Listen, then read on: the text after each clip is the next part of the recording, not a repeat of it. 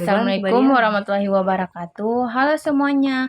Perkenalkan, nama saya Intan Saiful dengan NPM 022724111027. Kelas 3C, Program Studi Akuntansi, Fakultas Ekonomi dan Bisnis, Universitas Khairun.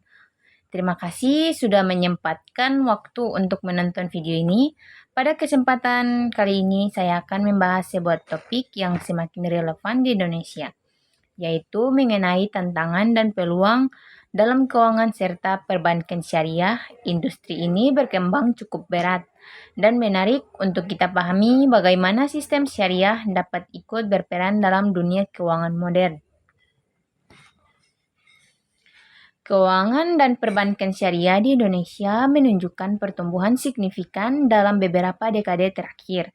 Masyarakat mulai memahami pentingnya sistem keuangan yang sesuai prinsip Islam yang mengedepankan keadilan, transparansi, dan menjauhi praktik riba.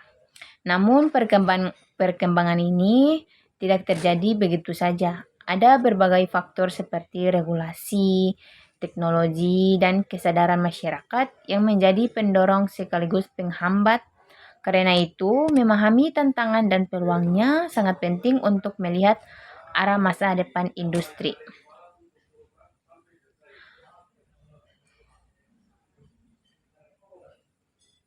Perbankan syariah di Indonesia dimulai pada tahun 1992 dengan berdirinya Bank Muamalat Indonesia, bank syariah pertama di Indonesia. Kehadiran Bank Muamalat menjadi tonggak awal sistem keuangan yang berjalan dengan prinsip syariah. Sejak itu, perkembangan industri syariah terus meningkat. Banyak bank konvensional membuka unit usaha syariah dan pemerintah juga ikut mendukung melalui regulasi serta pembentukan lembaga seperti OJK dan DSN MUI.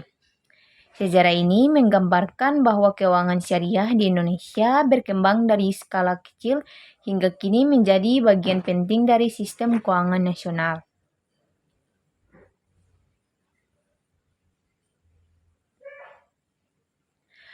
Keuangan syariah tidak hanya mengganti istilah, tetapi menerapkan prinsip-prinsip yang berbeda secara fundamental dari sistem konvensional. Beberapa prinsip utamanya meliputi: 1. Larangan riba. Tidak boleh ada bunga yang bersifat pasti karena dinilai merugikan salah satu pihak. Yang kedua, prinsip keadilan dan keseimbangan. Setiap transaksi harus memberikan manfaat bagi semua pihak. Tidak ada yang dirugikan. Yang ketiga, transparansi. Semua ketentuan harus jelas sejak awal. Tidak boleh ada garar atau ketidakpastian berlebihan. Yang keempat, bagi hasil. Dalam pembiayaan syariah, sistem bagi hasil seperti mudharabah dan musyarakah menjadi model utama. Dan yang terakhir, 5. Objek transaksi harus halal. Tidak boleh membiayai usaha haram seperti alkohol, perjudian, dan sebagainya. Prinsip-prinsip inilah yang membuat perbankan syariah dianggap lebih etis dan berkelanjutan.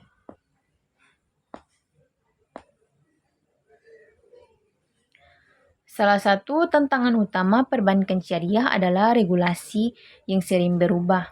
Pemerintah terus menyempurnakan aturan untuk menyelaraskan standar syariah dengan sistem perbankan nasional. Namun perubahan ini sering menuntut bank untuk terus beradaptasi. Selain itu, standar syariah memiliki ketatanannya sendiri. Semua produk harus mendapat fatwa DSN MUI dan proses ini bisa memakan waktu. Jika tidak dapat menyesuaikan dengan cepat, bank syariah dapat tertinggal dalam inovasi.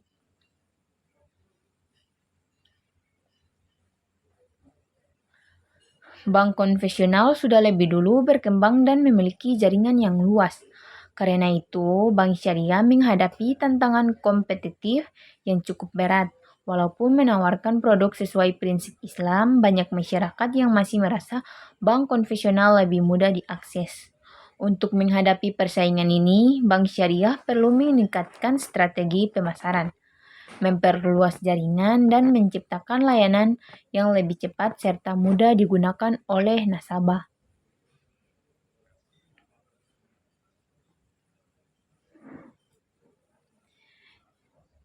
Di sisi lain, perkembangan teknologi finansial atau fintech membuka peluang besar bagi perbankan syariah. Melalui fintech, bank syariah dapat memperluas layanan digital, menawarkan pembiayaan mikro berbasis aplikasi, mempercepat proses transaksi, menjangkau masyarakat yang sebelumnya sulit mengakses layanan perbankan. Digitalisasi juga membuat bank syariah lebih efisien dan mampu bersaing dengan bank konvensional. Jika dimanfaatkan dengan baik, teknologi dapat menjadi pendorong utama perbankan industri syariah. Saat ini, kesadaran masyarakat terhadap pentingnya produk halal semakin meningkat. Banyak orang ingin memastikan bahwa keuangan mereka bersih dari praktik riba. Ini menjadi peluang besar bagi bank syariah. Namun, hal ini juga membutuhkan edukasi. Bank syariah perlu aktif memberikan pemahaman kepada masyarakat tentang manfaat dan perbedaan produk syariah sehingga semakin banyak orang tertarik beralih menggunakan layanan syariah. Inovasi merupakan faktor penting dalam menarik lebih banyak nasabah. Bank syariah perlu mengembangkan produk-produk sesuai kebutuhan masyarakat modern, seperti pembiayaan UMKM berbasis syariah, tabungan pendidikan syariah, investasi berkelanjutan berbasis syariah, produk wakaf dan zakat digital. Inovasi ini membuat perbankan syariah lebih relevan dengan kebutuhan zaman. Perbankan syariah tidak hanya berkembang di Indonesia. Negara-negara seperti Malaysia, Uni Emirat Arab, dan Bahrain juga menjadi pusat keuangan syariah global. Dengan memahami tren internasional, Indonesia bisa mengadopsi praktik terbaik dunia, sehingga bisa bersaing secara global. Industri global juga membuka peluang kerja sama internasional, investasi terlintas negara, dan pertumbuhan ekonomi syariah secara lebih luas. Sebagai penutup, dapat kita simpulkan bahwa keuangan dan perbankan syariah di Indonesia memiliki potensi besar untuk terus berkembang.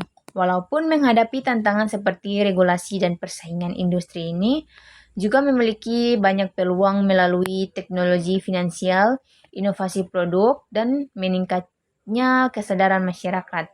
Dengan memanfaatkan peluang dan mengatasi tantangan tersebut, perbankan syariah dapat tumbuh lebih pesat dan menjadi bagian penting dalam sistem keuangan nasional. Terima kasih. Wassalamualaikum warahmatullahi wabarakatuh.